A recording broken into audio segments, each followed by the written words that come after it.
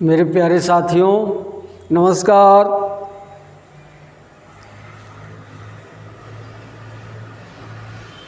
YouTube के HP math by RP channel पर आप सभी लोगों का स्वागत है।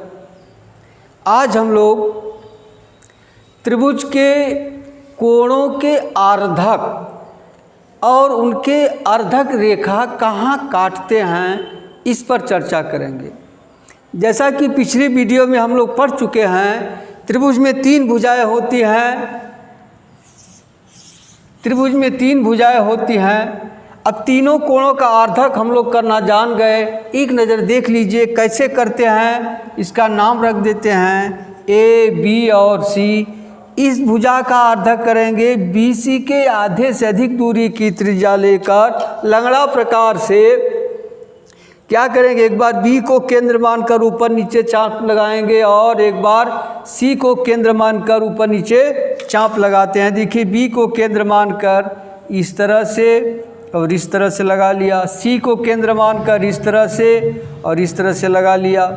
अब दोनों को इस तरह से मिला दिए, ये क्या हो गई, लंबार्धक हो गई। इसी तरह से दूसरी भुजा का लंबार्धक करते हैं। ए बी के आधे से अधिक दूरी की त्रिज्या लेकर एक बार यहाँ ऐसे और फिर ए को लेकर इस तरह से। अब जहाँ दोनों काटते हैं इसको आगे बढ़ा दिया। जहाँ ये दोनों रेखाएं आपस में काटती हैं इसे क्या कहते हैं, परिकेंद्र। त्रिभुज की दो लंबार्धक, दो भुजाओं के लंबार्धक या तीन भुजाओं के लंबार्धक जिस बिंदु पर काटते हैं उस बिंदु को त्रिभुज का परिकेंद्र कहते हैं। क्यों परिकेंद्र कहते हैं, क्योंकि इसको केंद्र मानकर अगर मान लीजिए वो काट रहा है, ओ ए या ओ बी या ओ सी त्रिज्या से वृत्त खींचें तो इसके बाहर इसके शीर्षों से होकर जाता है। इस तरह से वृत्त जाएगा।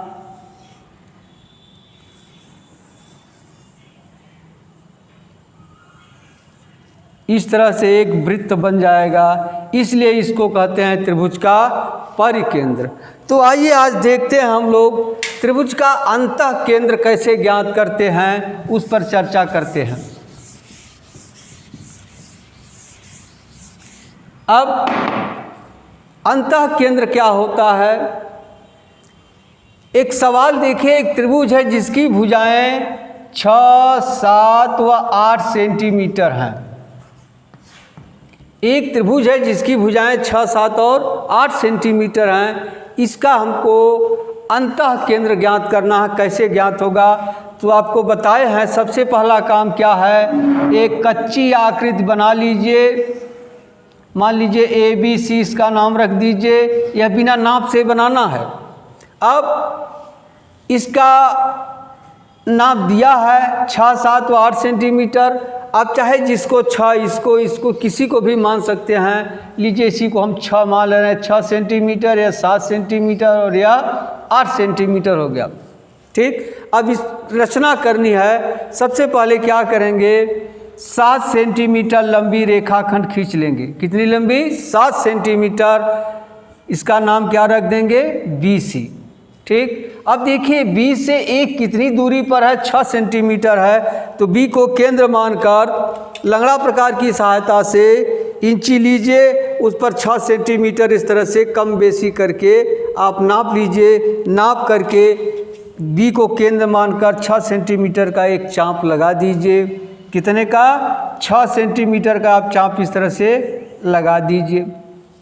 लग गया। अब क्या करना है, देखिए सी से ए कितनी दूरी पर, 8 सेंटीमीटर है। तो सी को केंद्र मानकर यहाँ भी 8 सेंटीमीटर दूरी नाप करके एक चाप लगाइए। यहाँ से इस तरह से चाप लगा देंगे आप। जहाँ दोनों चाप आपस में काटते हैं यह बिंदु ए मिल गया। ए को मिला दीजिए बी से और ए को मिला दीजिए सी से, यही त्रिभुज बन गया। अब इस त्रिभुज का आपको क्या निकालना है, अंतः केंद्र।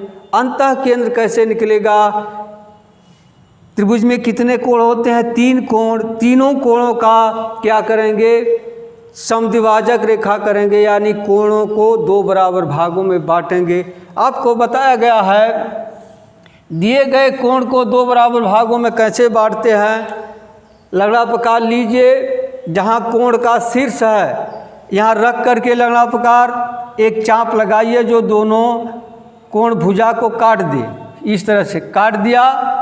अब इसके आधे से अधिक दूरी की त्रिज्या से एक बार यहाँ से चाप लगाएंगे, एक बार यहाँ से चाप लगाएंगे, यहाँ से ऐसे और यहाँ से ऐसे। अब जहाँ ये काट रहा है इसको मिला दीजिए, यही कोण की आर्धक रेखा हो गई।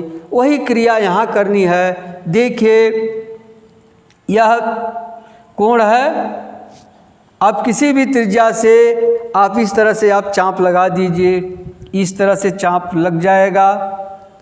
ठीक, जहाँ यह दोनों भुजाओं को काट रही है, एक बार यहाँ से एक ऊपर की तरफ चाप लगाइए, एक बार यहाँ से लगा दीजिए, ये काट दिया। इसको मिलाते हुए आप आगे की तरफ खींच दीजिए। ठीक, वही क्रिया यहाँ से करनी है। किसी भी त्रिज्या से सी को केंद्र मानकर एक चाप लगाइए जो दोनों रेखाओं को काट दे। अब दोनों रेखाओं को जिस बिंदु पर काटी है उस बिंदु से और दो चाप लगाइए, इस तरह से, यहाँ से, इस तरह से। अब यह जहाँ दोनों चाप आपस में काटते हैं इसको मिला दीजिए, इंची से मिलाइएगा। ठीक, अब एक कोण और रह गया, कोण ए। कोण ए को केंद्र मानकर किसी भी त्रिज्या से एक चाप इस तरह काट दीजिए। जहाँ चाप दोनों रेखाओं काट रहा है वहाँ से एक चाप इस तरह काटिए, एक बार यहाँ रखकर इस तरह काट दीजिए। अब इसको आप मिला दीजिए। देखिए यह तीनों यहाँ काट दिया। मान लीजिए यह ओ पर काट रहा है तो यही ओ क्या होगा, त्रिभुज का अंतः केंद्र कहलाएगा। अब आप जान गए त्रिभुज के कोणों के समद्विभाजक रेखा जिस बिंदु पर आपस में मिलती हैं उस बिंदु को त्रिभुज का अंतः केंद्र कहते हैं।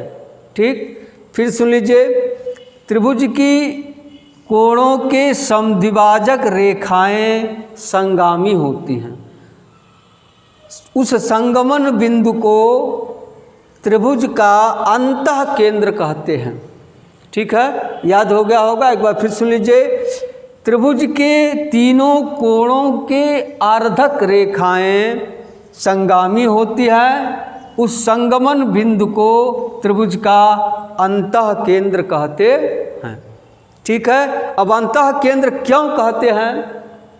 देखिए, अगर इससे किसी भी भुजा पर लंब डाल दिया जाए, आप जानते हैं लंब कैसे डाला जाता है। जैसे देखिए, आप ये जानते हैं इस बिंदु से इस रेखा पर लंब डालना है तो क्या करते हैं, इस बिंदु पर लंगड़ा प्रकार का नुकीला आसार रख करके इसको ऐसा चाप लगाते हैं कि रेखा खंड को दो जगह यह काट दे। ठीक, अब जहाँ जहाँ काटी है इन दोनों के बीच की दूरी के आधे से अधिक दूरी की त्रिज्या से एक बार यहाँ केंद्र मानकर एक बार यहाँ केंद्र मान के काटिए, इसको मिला दीजिए। इस बिंदु से इस रेखा पर यह लंब हो गया। वही है, देखिए यहाँ यह बिंदु है, यहाँ से इस पर एक बार यहाँ से चाप काटिए, यहाँ काटिए, ऐसी दूरी लीजिए, इस रेखा को दो खंड में काट दे। अब यहाँ से नीचे और यहाँ से इस तरह से काट दीजिए यह। अब इस दूरी की त्रिज्या से अब जो भी वृत्त बनाएंगे त्रिभुज के अंदर अंदर यह वृत्त बनेगा, इसलिए इसे त्रिभुज का अंतः केंद्र कहा जाता है। ठीक है, समझ में आ गया होगा। अब आपको कुछ अभ्यास दिए जा रहे हैं। त्रिभुज की आपको रचना करनी है, इसके बाद त्रिभुज का अंतः केंद्र ज्ञात करना है।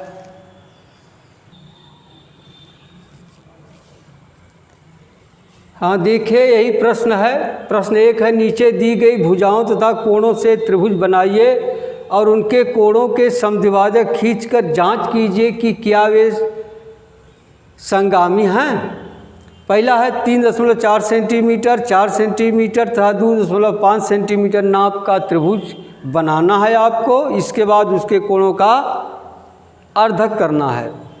ठीक। दूसरा है 4.6 सेंटीमीटर, 3.4 सेंटीमीटर की दो भुजाएं हैं और उनके बीच का कोण 120 अंश है। इसको बनाना है और उसका क्या करना है, अंतः केंद्र निकालना है। तीसरा है 5 सेंटीमीटर, 4 सेंटीमीटर तथा 2.5 सेंटीमीटर का त्रिभुज बनाना है और तीनों कोणों का समद्विभाजक रेखा खींचनी है। जहाँ तीनों समद्विभाजक रेखा आपस में काट रही हैं वही क्या होगा, त्रिभुज का अंतः केंद्र। दूसरा सवाल है, एक 8 सेंटीमीटर भुजा के समबाहु त्रिभुज खींचकर उसका अंतः केंद्र, परिकेंद्र, लंब केंद्र ज्ञात कीजिए।